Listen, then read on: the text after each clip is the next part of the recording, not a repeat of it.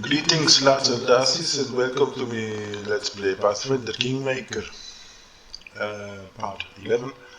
And I realized why my leopard didn't fight at his full potential, just because I didn't level him up.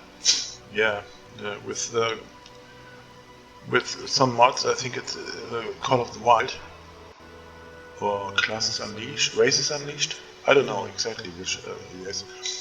You have to level up the animal companions individually. After leveling the owner or the friend of the animal companion, you have to level up the animal itself as well. You can assign, for example, weapon focus to the animal. Well, I gave that leopard level focus bite attack, because it seems important to be very proficient with biting for a leopard. I mean, I could have chosen claws, but I just didn't for some reason. Where are we going? And I have a complaint, by the way. I have a complaint to All Bear Studios. Why aren't there tiger and lion animal companions? Too strong? I mean, Smilodon. Yeah, that's not a common animal. But tigers, lions? Well, I don't know. Elephant, yeah, mastodon. That's a bear. But no tigers. Leopard. Okay, it's a smaller version of a tiger, basically, but the Felidae are not underrepresented. I'm not saying that. With familiars, it's even worse. We have the strangest familiars for magic workers to have as a friend. It has its only friend, maybe. Jaboa. What the fuck? A jumping mouse. As an animal companion. Yeah, sure. I mean, why not? But where the fuck are the ravens? Like basic, normal ravens. Owls, for Christ's sake. Everyone counts Simple owl. Those are typical familiars. Ravens and owls. They're not playable familiars in Pathfinder Kingmaker. I don't know how about Wrath of the Righteous. There's an owl. There must be owls. I'm missing the owls and the ravens. Everything has a price. I would like to have an owl as a familiar if I played a magic worker. Let us not hesitate. I'm just saying. End of complaint. No, I'm not going full into a rant about this. It's just a small complaint. Yeah, change your formation. Change your formation. Jesus. I used the name of the Lord in vain. Oh my god. Oh, I did it again. I shall not fail.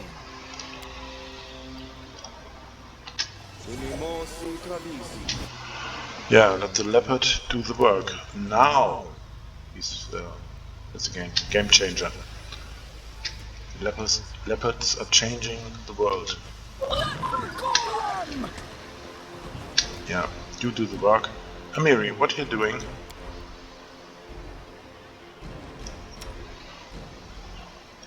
Grow bigger, Amiri. You should be a bigger person. And move that way. No. That way.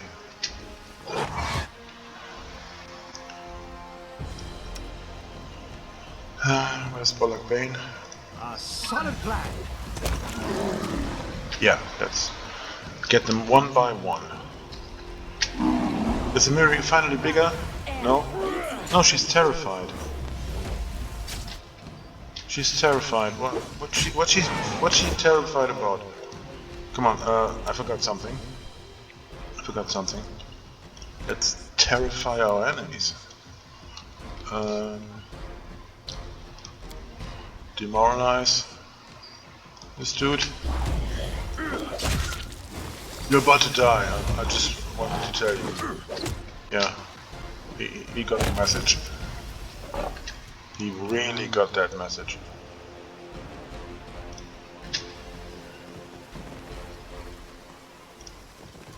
Yeah, and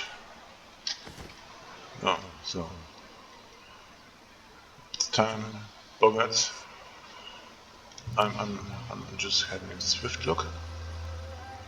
Level 3. Not the big guys. How about this one? Level 3.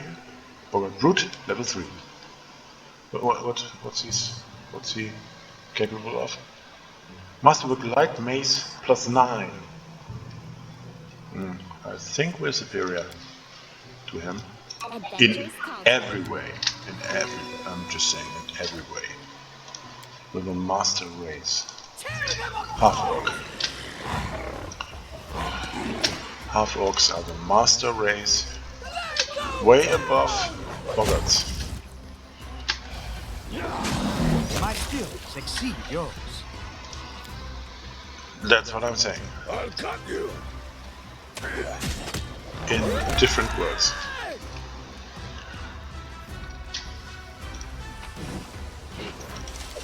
There's just one disadvantage: our tusks often get in the way of speaking clearly.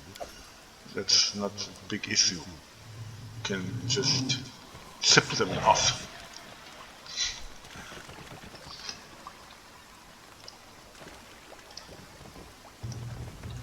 Yes, kissing is a nightmare. Tusks. Ask the regular guy. She's made a weak spot. Not a good kisser.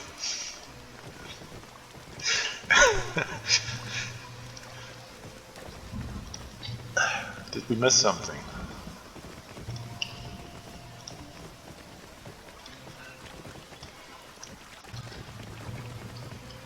I mean, he's got the temper of a good lover, and the endurance and the strength, of course, yeah. But, yeah. He has to sweet talk his partner a lot to make her get over his tusks.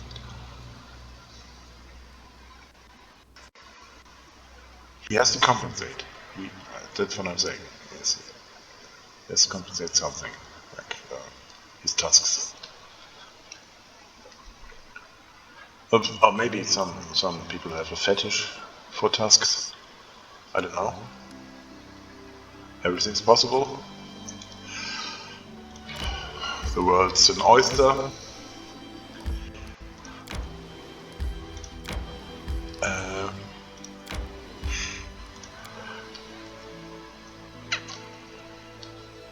Tusks. I mean, better than fangs. Maybe. Depends on the purpose. It depends on what you're doing with it. I mean, at some point you just gotta accept your condition. That's what I'm saying. So,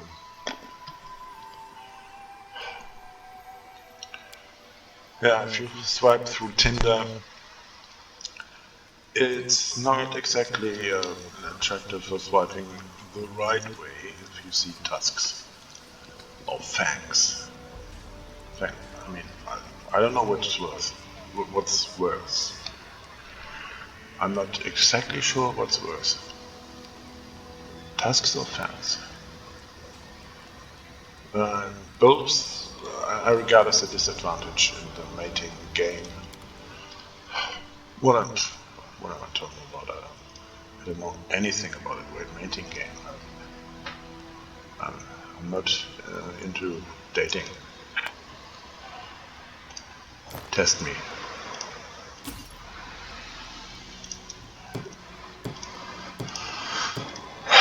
I'm into fighting.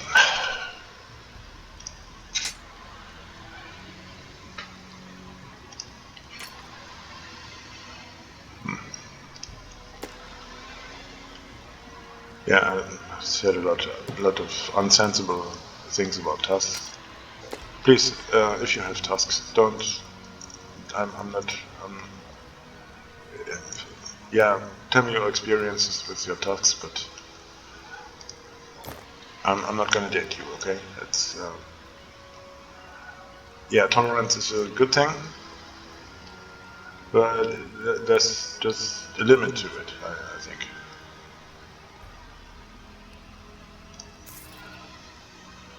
What am I doing? Yeah, I want to reorganize the party. I want to take some other people with me. I don't understand this. There was a reason why I didn't level up the leopard, because it's not showing here. In Onyx trading post, it's not showing. In other locations, it's showing if I press C for character. Just saying, it's odd. Very odd. Yeah. Who am I gonna take with me? Jason, for example? Maybe?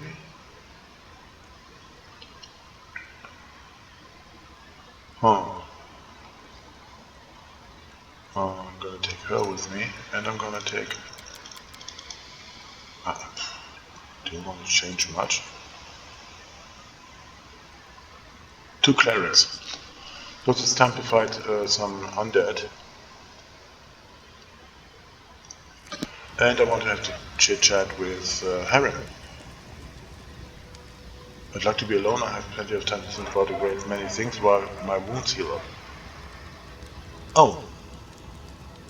Yeah, well, maybe I can talk you through it. You're having a hard time. Let's have a chat. So you're an introvert. Okay. Hey, Chief. Mary gives you a broad grin. What's on your mind? So, you have proven yourself to be a mighty warrior. I may have. The trial is finished, and if someone ever doubts me, I prove it. Mary shakes her fist at the unseen offender. So, I'm the chieftain of your tribe. What do you expect from me? Tribe always must have plenty of food. Tribe's enemies must be tough, not some easy scum. Tribe's fighters must challenge the strongest enemies. I'm not sure if I can go with your expectations. Also, well, you must rule the tribe, make big decisions. I'm gonna do that, of course. So why did you leave your tribe? And what's the story about the frost giants? I told you already, they were assholes. They treat women like sheep, not fighters. And in France. As for giants, I'll tell you later, someday, maybe. Okay, that was it. We basically talked about everything. Talking. When will we do some monster killing instead? Miri sighs and turns away. Another chat with Valerie. I'm not sure if I'm gonna read everything, but just... Greetings. Everything is well, I hope. I'm ready for new orders. Tell me about the way of Shellen and about her paladins. Shellen is the goddess of love, beauty and art. Her paladins are something like armored artists. That's how they like to think of themselves, at least. Yeah. Little bards. Okay. They are fanatical defenders of worthless, inartistic paintings and meaningless opuses, if you care to know my opinion. You speak of Shellen with such contempt. What did the goddess of beauty do to earn your anger? She's been trying to ruin my life, Valerie snorts. Shellen, the goddess of everything useless that's ever existed in this life. All the beauty, In the world, all the art and all soulful sighs in the moonlight, they'll never feed a single family. Oh, yeah, she really is a vindictive bastard. And I beg you to restrain yourself from offering your own opinion. Trust me, I've heard everything you can tell me more than once. Nothing and nobody can change my mind. Barry looks at you with suspicion. As for Shellen, she's the goddess of idlers. I almost joined her preposterous entourage. I'm just glad I was smart enough to denounce her while I still could. What do paladins of Shellen usually do? They wander around seeking the next pile of garbage, and when they find it, they call it an immortal piece of art and admire it until they're blue in the face. She's not a fan of Shellen, she's not a fan of paladins, she's not a fan of art or artists. What is she actually a fan of? You might not believe this, but paladins of Shellen aren't allowed to slay their enemies if they beg for mercy. Can you guess why? Because a bandit, rapist or murderer who has been put to the sword will never be able to create something beautiful in the future. So a paladin overpowers her enemy in battle, then inspires him to create a masterpiece. Valerie's face reflects extreme disgust. It might sound hilarious if it weren't true. Oh no. Okay, she also hates libtards. I appreciate that. I appreciate that, of course. Plus, all the Shellen followers are obliged to practice some sort of art in his or her free time every single day, no matter what else is going on, even if you're feeling sick or hungry or sleepy. Otherwise, according to their clerics, you lose your connection with your goddess. A preposterous notion, won't you agree? I understand that not every piece of art is good or even decent, but surely there must be at least a few great works among them. Is that what you think? Larry curves an eyebrow, mocking amazement. Oh my god, the eyebrow. Many share that delusion. I was deluded too, for a while. Now I consider all works of art useless. People create this garbage because they have nothing better to do. A peasant doesn't paint a picture. He plows the earth to feed his family. The soldier has no time for sculpture. He must defend his homeland. But idlers and slackers have plenty of time to waste, so they smear canvases with paint and imagine they've done something worthy and valuable. Valerie shakes her head in disapproval. Huh. Yeah, again, yeah. From that point of view, okay. You said that every paladin must practice some kind of art. What kind of art did you pursue? Now it gets funny. That. I used to embroider. What? And still do from time to time. The treacherous blush covers Valerie's cheeks. It's nothing, I assure you, just a simple task to keep my hands busy and keep the gloomy thoughts at bay. Nothing special.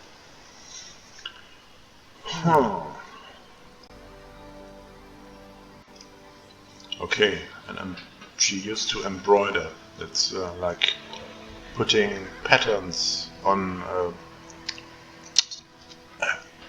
fabric. That's even worse than being a triangle player in an orchestra, in my opinion. That's nothing special. Yeah, that's really nothing special. That's true. I see, let's talk about something else. So you're an atheist. You don't worship any deity? That's an interesting question, because deities in Golarion, I don't know, are real. They do wonders, and their clerics have powers, divine powers. So being an atheist in that world is that demands, that requires balls, really. Right. I need no guidance from above. I have my own good conscience and my leader's order to live by. Yeah. So she doesn't have Jesus. She doesn't have Pharasma or Desna or Aristil or something. She just has mortal leaders she lives by. That's disgusting. I mean, that's so horizontal.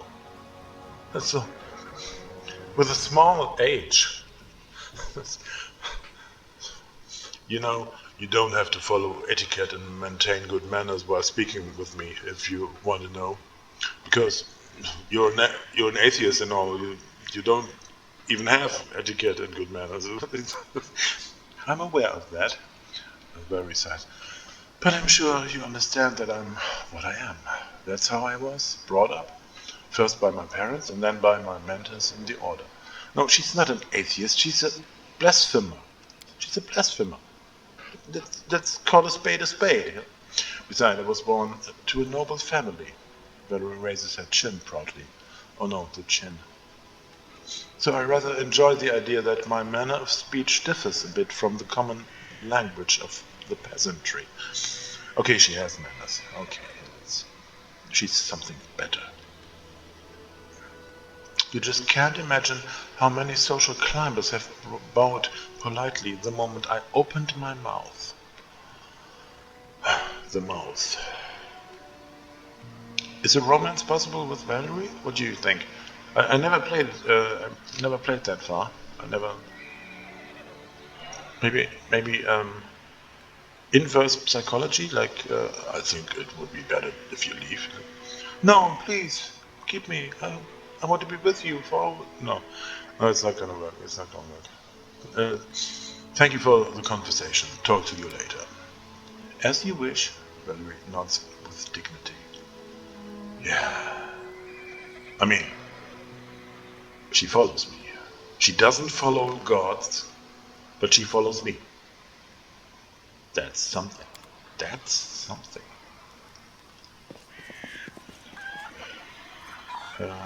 Forwards. Is there something to discuss with Tiger? Judd Kafka. May I serve you? Tell me about Erastil. Of course. It would be my pleasure. Erastil is one of the eldest gods Erastil, of Galar. okay. His faith emerged when the first people appeared upon the land. Erastil helped our ancestors cultivate the land and hunt. Even now, his blessing lies with those who uphold the old tradition and keep to simpler ways, far from civilization and the noise of the city. Okay, I'm a civilized half-orc, and you wanna tell me that rural living is better than living in the city? Wait a moment. Cities have their strengths as well, don't they? Civilization fosters science, trade, invention, and in that it often improves lives for all of us. Tell that to the peasant robbed of all he owns, spending his night in the gutter, hoping to live to see the sunrise. You won't see such things in a village. No, in a village they would kill him with pitchforks. Jesus. I don't share your opinion. My future capital will be no village, whether you like it or not. One day it will rival Absalom itself. As you wish. Still, lend your ear to this old man's words. No. Don't brush away the wisdom of ages past. I came here to spread the kindness of simple village life, which is often lost and forgotten in the noise of an indifferent city. His argument is age privilege. Really? What does Erastil demand of his faithful? The word demand does not befit the stag god. Honesty and friendship, loving families, merry weddings, and newborn children in their mother's arms, they bring a smile to Erastil's face. He loves his people and rewards them with fortunate hunts and plentiful harvests. But he has no temper for sloth and vanity. He never bestows gifts upon his faithful without first measuring their worthiness. We ourselves must win our daily bread, but the stag god comes to our aid in times of need and strife. Okay, he's not about pompousness, he's about effectivity, pragmatic god, like he's a pragmatic deity, and I appreciate that. I've always had respect for Erastil and his priests. I see it more clearly every day. Erastil himself led me to meet you. Your keen spirit will serve you well. Well, we'll see. To each their own. I wanted to ask you about something else. I am happy to help. Thank you for the story. We may speak later. Farewell. No, did I talk to everyone now? Where is Jaethro, by the way? Did I miss him? Is there something we didn't talk about yet? Tell me about your goddess. It might sound strange, but I know less than others about Urgathoa and her faith. My transformation into her inquisitor was unexpected, but I will answer to the best of my knowledge. What do you know of Urgathoa herself? Oh, certainly, Urgathoa was a once immortal woman, basking in life and all the pleasant pleasures it had to offer. Her passion was so strong that Urgathoa rebelled against Pharasma, against death itself and its laws. After her own death, she escaped the power of the Lady of the Graves and returned to the world as a goddess, and the first undead. Since then she has protected all who submit their souls to pleasure and passion, paying no heed to worn-out mortals and the dictates of law. Oh, that's fucking sinister. What does it mean to be an Inquisitor of Urgathoa? This question is more complicated than it seems. An Inquisitor is by nature the most zealous defender of their faith. The hand of their goddess is mundane affairs. When I received this title and power, I expected that Urgathoa would tell me my mission, but this never happened. The goddess remained silent. There's only one reasonable explanation I can imagine. Discovering what's expected of me is part of my mission. So I reflect on this, make my prayers, and wait for a sign. Okay, this is getting interesting. Maybe I can hit an undead. Does Urgathoa feud with other gods? Not Urgathoa, but Pharasma still tries to call her to order, and Sarenrae to heal her. What do you know? What does Urgathoa require of her followers? To enjoy, to taste exquisite dishes, to feel the lover's caress, and to drink the enemy's suffering.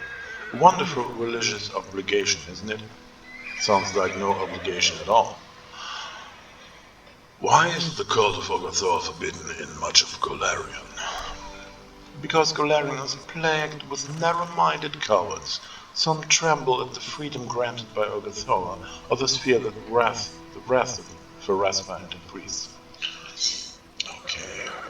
No, the doctrine of hedonism is not sustainable a rule that only consists of hedonism has no substance. It's not future resistant, in my opinion, because I'm a civilized half-orc. I have decided. No. I still have use for her. Thank you for the conversation. Farewell. Maybe there's a place for her, or maybe I can heal her. No, I can convert her or seal her faith. I don't know. I don't know exactly what the future holds.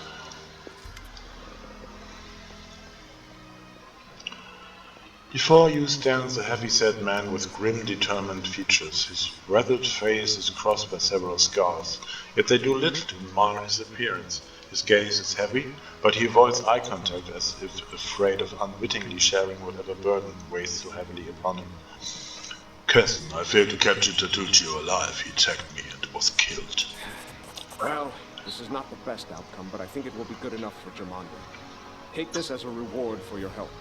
I'll send word to Restov and let them consider how they might return the favor. 1,000 gold. Wow. Once again, I thank you for your help. I'll remain here until my men recover from their wounds. Meanwhile, we'll help guard the trading post and fight off any bandits should they return. Good luck in all your plans and endeavors. Yeah, Caston Garres is a very, very loyal friend. He will become a very, very loyal friend. And I think I even make him one of my advisors in the future. I think. So now it's time for party configuration. What do we have? He can keep that stock. Nobody else can use it properly. He can keep it for now. And I'm not gonna. Yeah, I'm gonna let her keep all that she has. Oh, he. Well, his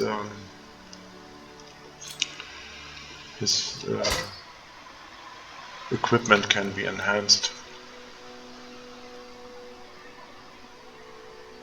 Of course. Yeah, let's give him the ring. Let's start. And he's got an agile pick. That's not appropriate. That's not appropriate. It's not an appropriate weapon for him. What else we've got? A dueling sword. No.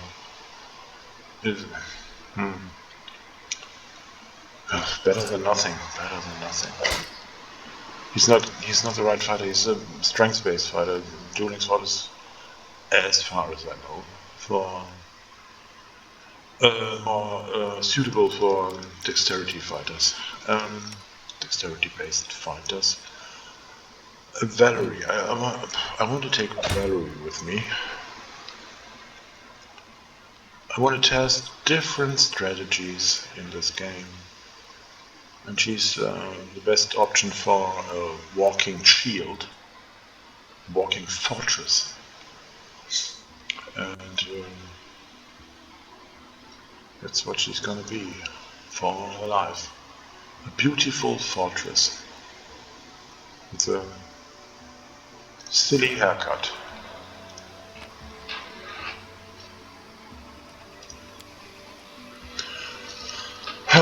Well, like I said, I want to go meet some undead.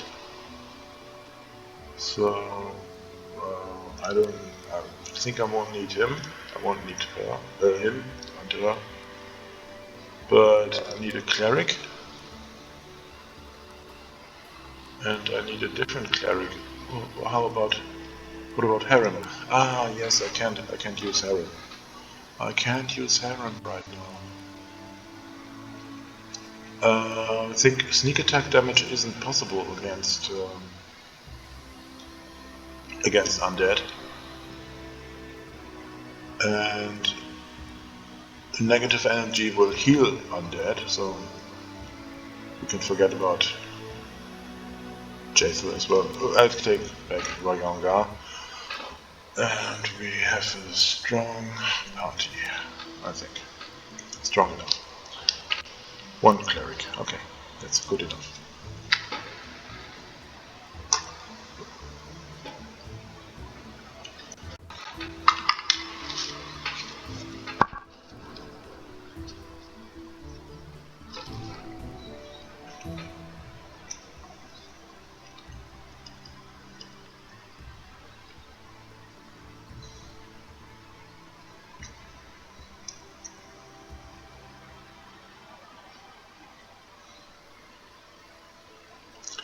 Yeah.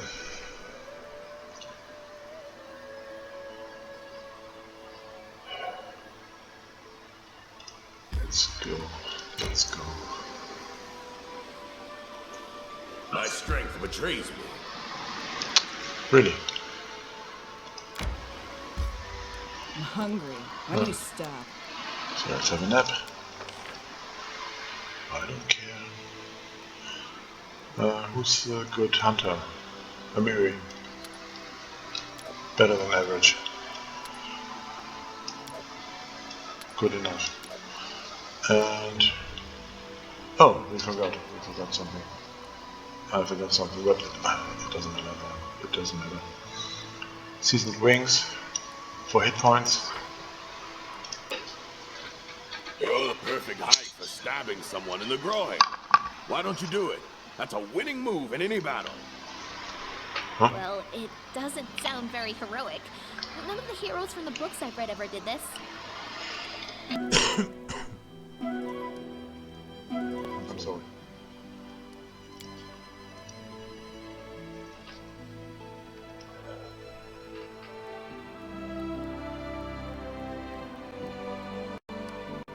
Let's see what's here. We walked across the east for a long time. Yes, this is a wasteland. We determined that we should explore the lowland. The further we trekked, the softer the land became. Then we get into a swamp. Let's mine the surrounding dwelling. Dark land. We get into the real swamp. We would not retreat and moved ever forward toward the tall tree, determined to visit the big hut on our way there. This big hut. Okay. We walked slowly, carefully, choosing our way. Frogs. Typical swampland. Suddenly Lindsay staggered, spit out an oath and flailed her arms. We made a wrong step and unable to pull her foot out. She called out loudly and began to sink in the... Oh my god, we have to save Lindsay. No, Lindsay has to save herself. Wary of another of us getting sucked into the bog, we decided to form a living chain. Standing next to each other, holding hands, we began to pull up our fellow traveler. Oh really? I succeeded. What are the odds? Luckily, Lindsay managed to keep her head above the water while we struggled to rescue her, grabbing the nearest hand and pulling with all her strength. He freed first one foot, then the other. Sounds great. The insatiable bog gurgled hungrily after us, but we didn't look back.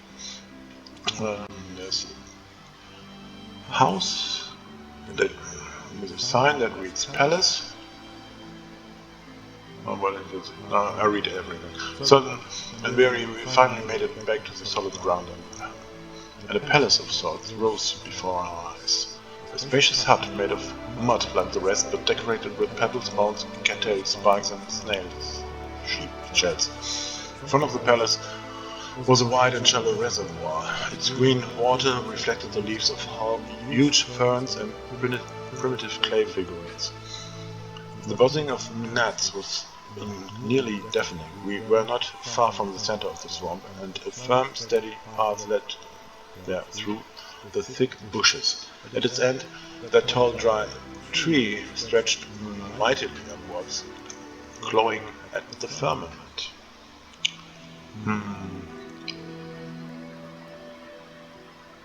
We peeked inside the hut. The palace was twice the height of other huts, and its entrance was wide enough that 3 could walk abreast. The walls were decorated, and unknown builder had scratched drawings in the clay while it was still wet. The faded scroll depicted huge amphibians devouring smaller figures, some frog-headed, others not. 3 of the 4 rooms boasted large holes filled with water, just like the other dwellings, though here there were steps descending into them, cut into the dirt. In the furthest room we found equipment decorating the walls: leather armor, spears, clubs. To our surprise, a number of items were well preserved. The hut was clearly deserted, so we felt no shame in taking some of it with us. Yes, shouted throughout leather armor, gold coins. The buzzing of gnats was deafening. Okay, we had that. We carefully examined the clay figurines, trying to fathom who they might portray. Yeah, Detective Rambold. Goggle eyes, flat heads with no necks, ears or chins, ugly long legs, unnatural bend. These are boggarts. These sculptures could only be the work of boggarts. Primitive, cruel boggart tribes had inhabited the swamps of Garund and Avestan since the olden days. Pitiless to others and to each other, they were led by the darker instincts in their insane priest kings. They were known to grow young fry in the pools inside the houses. Well, they probably start as tadpoles, who go through some larva stages before they grow up to annoy sentient beings. Okay, we move forward, seeing which drawn so near our goal. That is what we do. Forward ever, backwards never. It was ever so lovely to walk once again along the well-trodden path, our so close imagined being dry, and our mood at once lifted. The bushes that bordered the path seemed to wave at us amiably. With their juicy green leaves and shiny, bright red berries, a fresh wind puffed away the rotten smell, and it finally felt like the swamp might be nearly behind us. But then the wind stopped blowing, and the thorny branches continued to move, and we heard a loud shout. Carolia, who was watching our rear, pointed to a surging, crawling wall of green filling the path behind us. The surrounding thicket was coming to life. Its branches reached out with a soft swishing sound. Drops of soap oozed from the thorns, gleaming in the emerald dust. The path was disappearing. There was no way back, and the clear space ahead was closing. Oh.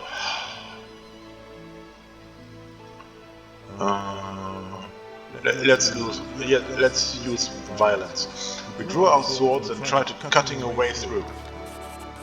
Yes, violence always works. I'm sorry. We drew our swords and set to clear the way. Our steel proved more than a match. No matter how many branches the bloodthirsty bush offered us, we turned them all into chopped salad. Slowly but steadily we moved forward. What an adventure! Finally, after what seemed an endless trek, we came upon the gigantic dry tree that had so intrigued us from the beginning. Lo and behold, we saw an idol cut in its trunk, a huge, horned, three-eyed toad. Its googly eyes made it look both cruel and dumb, almost idiotic. Its muzzle hung half-open, sharp tooth with several hanging tongues. Deep brown streaks oozed from the corners of its mouth. Ugh. Disgusting heathen idols. So, law religion, yeah, we have a priest with us. We try to glean what sort of idol it might be. There could be no doubt. This was Go-Gunter, the master of the great swamp and the daemon abyss. But what is this? While we were examining the idol, a large, bright blue dragonfly came out of a hollow in the tree and sat invitingly on the very tip of one of our noses. One of our noses? Which one is it? Okay, it was so remarkably strange it didn't react to our movements and seemed quite content to remain where it sat.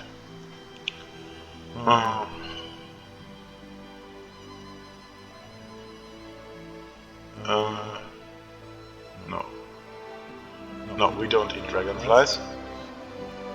We are civilized, okay? No. The idol reeked of evil, to say the least. We were certain we must destroy it. Clearly, we could not leave such an obscenity unscathed. We drew our swords and slashed at the wooden face, and from it oozed black, sticky blood. We heard a great clap of thunder, and a thick fog arose from nowhere. The birds screamed furiously. More thunder soon followed, and with each strike the sky grew darker and darker. Soon we couldn't see the sun through the fog. The air shuddered again. But was it still thunder, or the creaky voice of the monstrous toad? Still, our iron blades dug deep into the blood-soaked wood, and at last the idol was smashed into splinters. The fog cleared away and silence descended. Suddenly, we realized that every frog in the swamp had gone quiet. We turned almost with a sigh of relief and saw that the flesh-eating bush had withered away. Satisfied with the job well done, we returned to where we'd come from.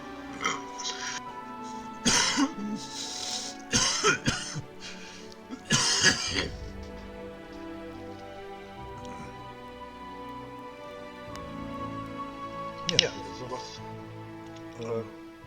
I'll say, mission accomplished.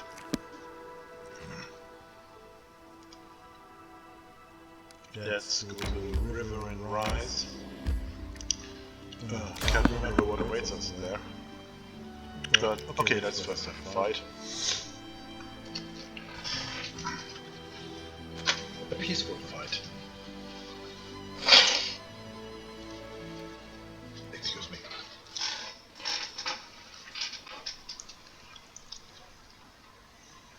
It's time for a fight. Let's sneak. You have to.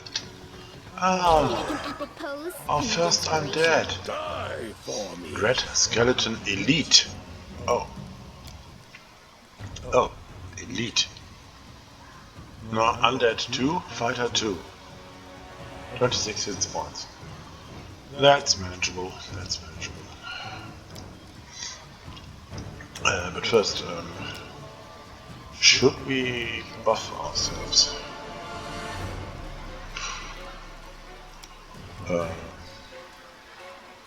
Yeah, let's bless ourselves, that's all. And let Lindsay play a song. And maybe we can make the curse go away. Not now. But blessing does.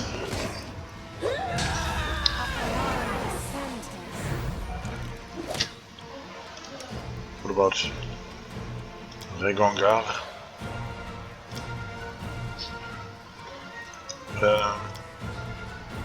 Electricity might help. No, no need for electricity.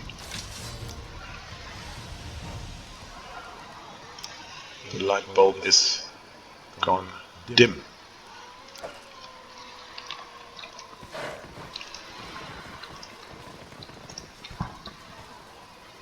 Without a doubt.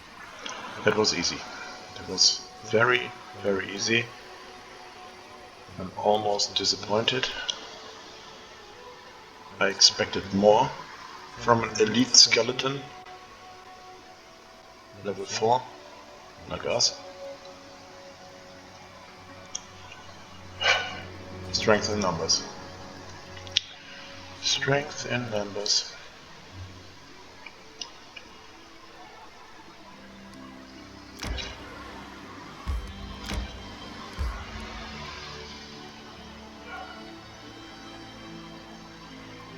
The riverbank swells here, forming a quaint, picturesque hill. Okay, let's save the game.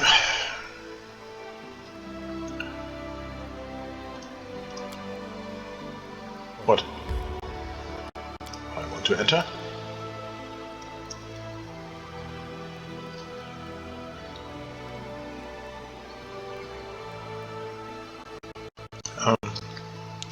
Yeah, it seems like I have to watch the material again to figure out where we caught the curse.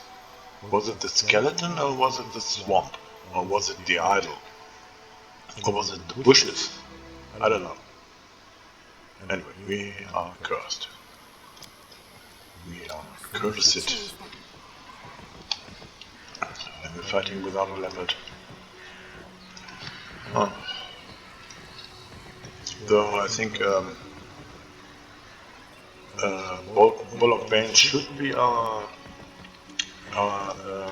regular mercenary to accompany us.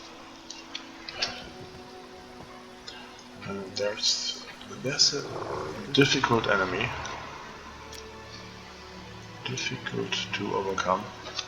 Level 9 outsider, large water elemental, with strength 24.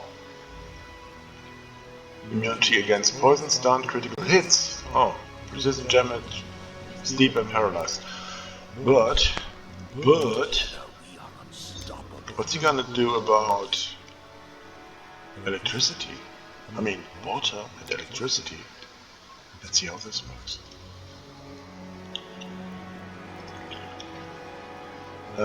Like the Mastodon charge. Cannot charge, okay. Running won't help you! What's your problem, Carol? Yeah, you can attack from the second row. You can attack from the second row. The weak suffer. The movement she makes is not exactly what a for sharp fighter would do, I think. Would not swing that thing. Would stab his enemies, but not make large swinging movements. Jesus. That escalated quickly. Okay. Interesting. So how about buffing? Might be a good idea. Next time.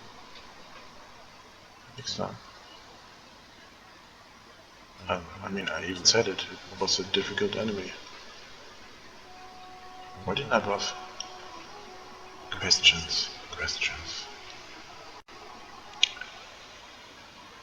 Let's go.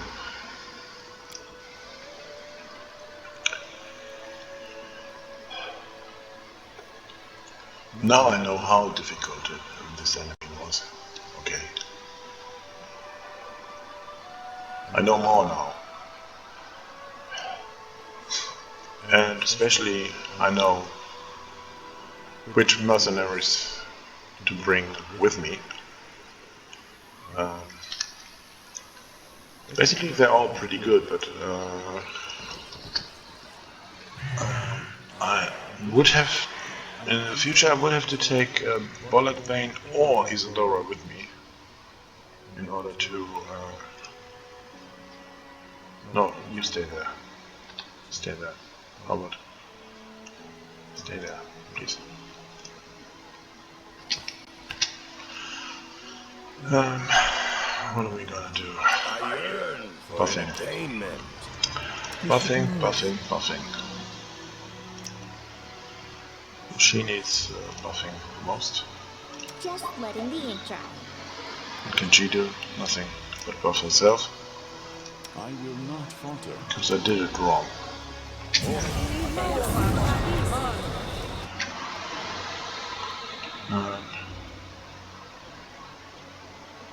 Any fun to be had? You're not over with the buffing. Buffing Valerie. Because she's gonna go first. Let's just try to sneak. She and Mastodon gonna attack first. Let us strike as one! The others follow in lockstep. Oh, Mastodon is already down.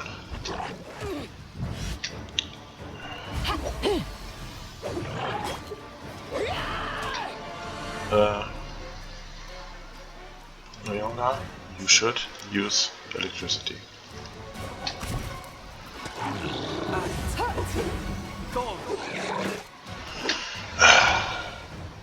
Missed.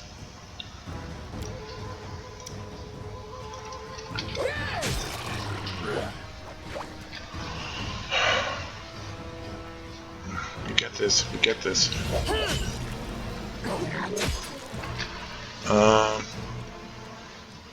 No, we're doing it wrong. Touch of Fatigue would be useless. Goodbye. It's just not even a little pond. It's gone. It's a cave we cannot get into right now. Maybe later in the game, I don't know.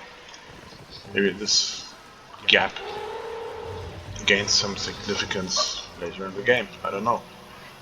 Right now. This buffing thing really makes a difference, doesn't it? I mean, and organizing the party, like who attacks first and stuff. I should learn from this. I mean, I really should. I should have learned earlier from this and not drink too much. And stuff.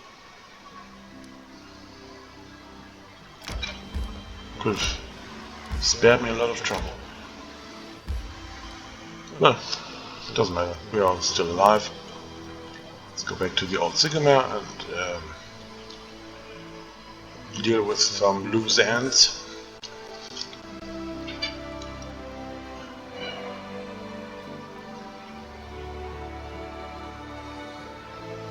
Yeah, I really should have taken Bullock Bane with me. Now that I think about it again.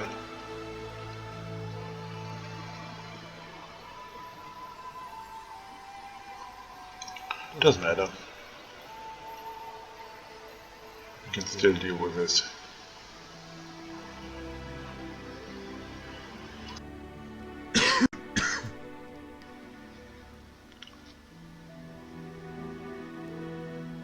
Yeah.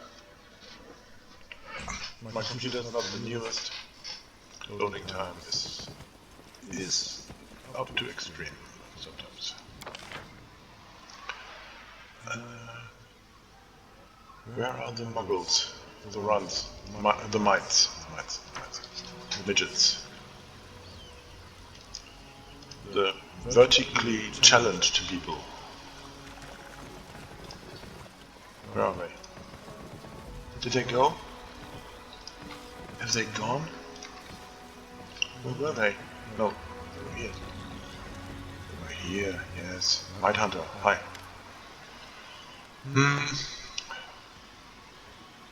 No, we are not gonna bluff. Not gonna bluff. We didn't yet kill them, but we have talked to them. And but we're honest people. We're honest killers. We deal with them. We are dealing with them. I knew that we had to deal with them, but I didn't remember. Adventures call to them. Didn't remember that we had already talked to the mites about them. We accepted the quest.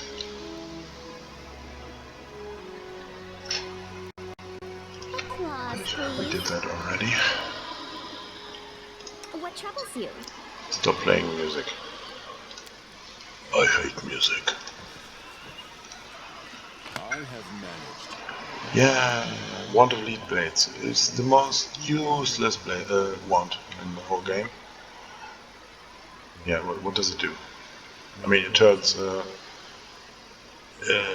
it turns the dice of melee weapons into one dice above. Like makes 1d4 into a 1d6, makes it, and stuff like that.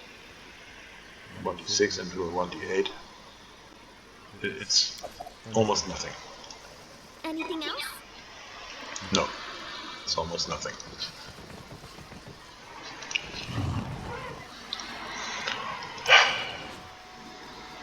Let's go there, pick that stuff up.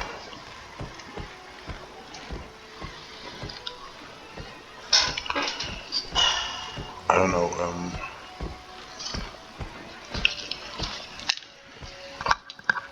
should we kill the shambling mound? At some point, yes, but not right now. Oh, who's that? Bandits? What? What are you doing here? This is my land. Look at me, Gorham! Was it? It was a solo bandit? Really? Whoa. I will guide us. That's... I never seen that happening. I'm flabbergasted. What is it? What does that mean? Single bandit in my Path leads on. future to become land. never seen that before. I just wanted to pick the stuff, pick up the stuff. Well, there was a bandit, just standing there, ready to be killed. Why didn't he run away? And where should he have run? I'm an investigator, but it's difficult to get into such a bandit's mind. Was it a coincidence? Was it a bug? An Easter egg of some sort? I don't understand. I mean, what? A bandit in the middle, just standing there, alone. Mysterious. Will this happen again?